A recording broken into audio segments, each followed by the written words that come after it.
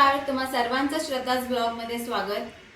तर ॲक्च्युली मी खूप महिन्यांनी ब्लॉगिंग परत कंटिन्यू करत आहे। खूप मोठा गॅप झालेला आहे, पण मी आजचाच दिवस का निवडला परत रीशूट करायला, आणि आजच माझ्या ब्लॉगला 2 वर्ष पूर्ण होत आहे। पण मी अश्योर करते की मी येत्या काही दिवसांमध्ये कंटिन्यू माझा ब्लॉग असेल। मी प्रयत्न करणार आहे त्यासाठी। तर आज आपण बनवणार आहोत काय थालीपीठ। तर म्हणलं रेसिपीनी सुरुवात करावी, तर मी आज बनवणार आहे थालीपीठ। आपण धपाटे पण म्हणतो, हो की नाही? तर ते मी आज बनवणार आहे। तर हे सगळ्यांनाच येतं, पण रेसिपी आपण बघूयात मी कशी करते ते बघूयात। माझ्याकडे म्हणजे ते पीठ नाही आहे, भाजलेलं पीठ मध्ये ते नाही आहे, रेडीमेड पीठ नाही आहे। आणि मी सगळं एकत्र करणार आहे, पीठ ज्वारीचं, बेसनाचं आणि गव्हाचं, आणि त्याप्रमाणे मी बनवणार आहे। तर चला तर बघूयात। मग आहे ह्याच्यामध्ये आहे कांदा, आलं लसणाची पेस्ट। आलं लसणाची पेस्ट म्हणजे ह्याच्यामध्ये मिरची पण आहे, लसूण पण आहे, आलं पण आहे, कोथिंबीर पण आहे, आणि वरून टाकायला कोथिंबीर, ठीक आहे। आणि ही जी आहे जिरा आणि ओव्याची पूड आहे, हे मी करून ठेवलेली आहे। ह्याच्यामध्ये हिंग आहे, मीठ टाकायचं आपल्याला, आणि थोडंसं मी आलं लसणाची पेस्ट टाकणार आहे, थोडीशी, जास्त नाही, कारण की माझ्याकडे लसूण थोडं कमी होतं, आलं कमी होतं, त्यामुळे ती थोडीशी पेस्ट टाकणार आहे। आणि हे आपण जे घेत आहे ना, तर हे छोटंसं पातेलं आहे, वाटीपेक्षा मोठं।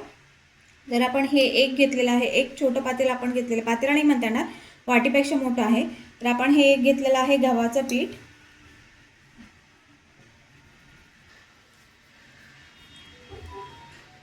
आणि हे आपण घेतलेलं आहे ज्वारीचं पीठ।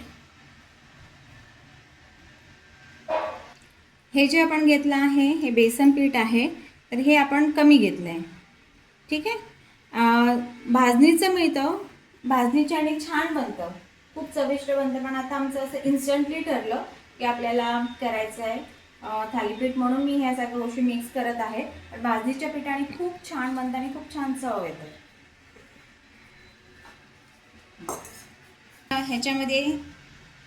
ह्याच्यामध्ये आहे गव्हाचं पीठ, बेसन आणि ज्वारी, ठीक आहे। तर आपण टाकणार आहोत हे आपण जे केलं होतं, मिरची, लसूण आणि आलं, कांदा भरपूर टाकायचा, भरपूर म्हणजे प्रमाणातच। मी 2 कांदे घेतले आहे, ठीक आहे। ही कोथिंबीर धुवून घेतली आहे, कोथिंबीर, हिंग टाकायचं आहे आपल्याला, चवीप्रमाणे मीठ टाकायचं आहे,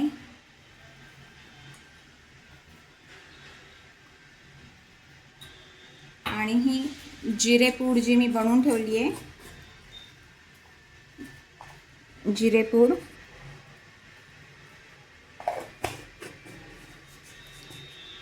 थोडंसं तिखट टाकणार आहोत आपण,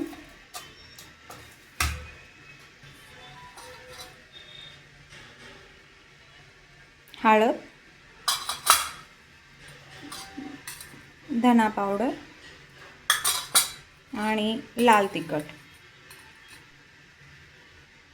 थोडं जरा तिखट हवं आहे आम्हाला, तर तिखट। आता हे सगळं आपल्याला मिक्स करायचं आहे, आणि सांगितल्याप्रमाणे थोडंसं आलं लसणाची पेस्ट, बस।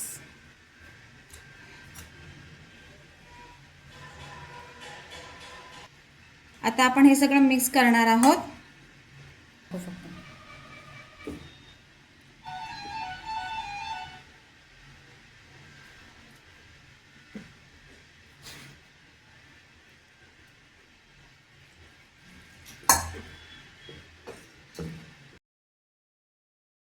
काय केलं आहे, एक सॉफ्ट सुती कपडा घेतला आहे, हे मी खास थालीपीठ बनवण्यासाठीच कपडा ठेवलेला आहे, मी हेच वापरते धुवून। तर हे मी एकदम मऊसूत कापड घेतलेलं आहे, ह्याच्यावर मी थोडंसं पाणी शिंपडलं, आणि पीठ मी मोस्ट ऑफ 10 मिनटं तर मी भिजवलं आहे, ठीक आहे। तर आपण आता हे गोळा करून घेणार आहोत.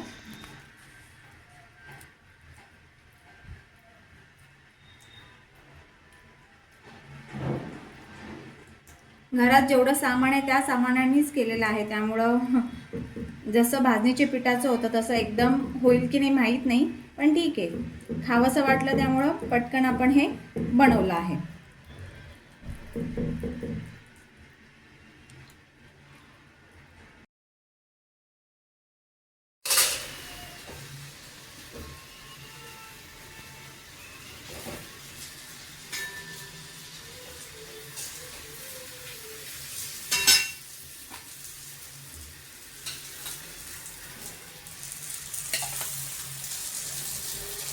मी फार मोठं नाही बनवलं, मीडियम साईज केलेला आहे. तर हे बघा, आता बघूयात चवीला कसं झालंय.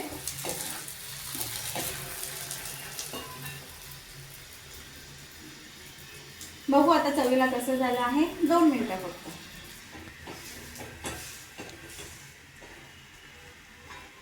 छान झालंय मम्मा, मी चव खाऊन बघितलं, एक नंबर झाले. आता हे ॲक्च्युली तसं नाही खायचं, दह्याबरोबर खायचं आहे. फ्रीजमध्ये दही आहे, दह्याबरोबर मला खाऊन सांग कसं झालंय.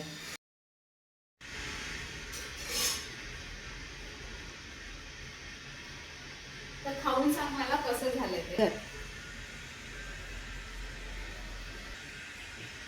गरम आहे,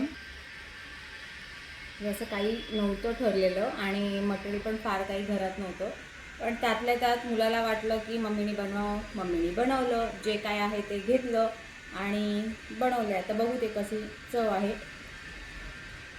भाजणीच्या पिठाचं तर मस्त, एकदम छान छान दिसतंय. हो, पण चवीला पण तसं पाहिजे ना. गरम आहे, गरम आहे. ओके, म्हणजे भाजीच्या पिठासारखं ते बनतं तसं नाही, पण तरी छान आहे. सिरियसली छान आहे. एक नंबर, छान, खरंच छान आहे. चला, आवडलं त्याला. तर आपण यापुढे आता ब्लॉग कंटिन्यू करणार आहोत, म्हणजे रेग्युलर करणार आहोत. तर प्लीज बघत राहा, like, subscribe and share my blog. Thank you, bye.